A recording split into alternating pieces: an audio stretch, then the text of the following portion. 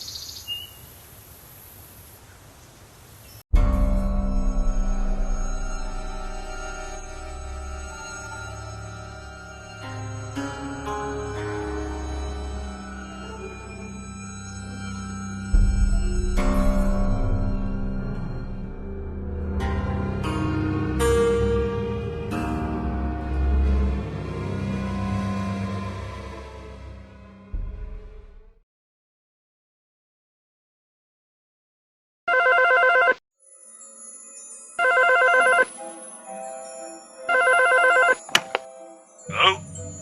Bertin? Oh, well, hello again. Nice of you to stay on the job. You know, it was hard to find anyone for that job. Not many people want to pass by this palace now.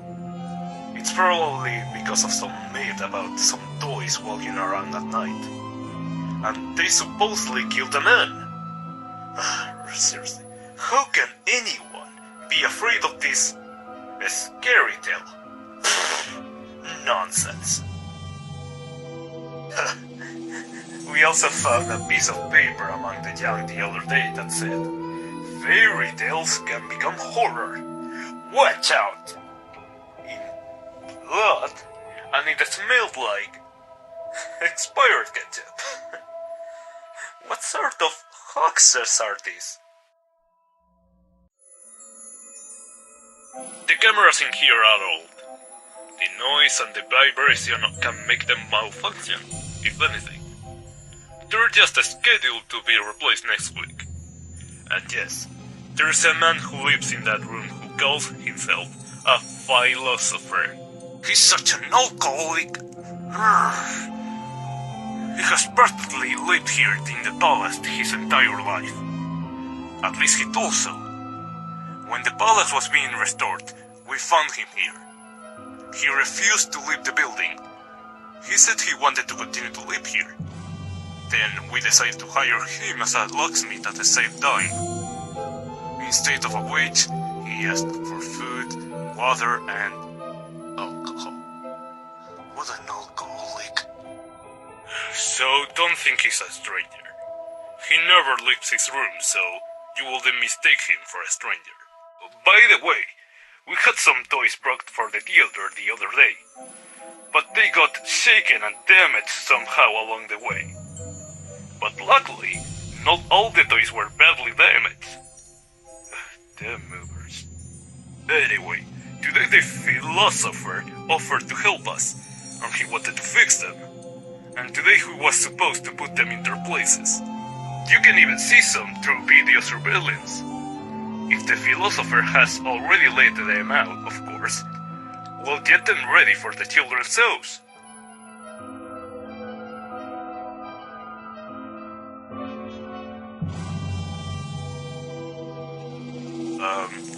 Why did you go to see him at all? Do you know him? He's kind of a scaredy cat. You shouldn't bother him. Oh, wait. You thought he was a stranger, I see.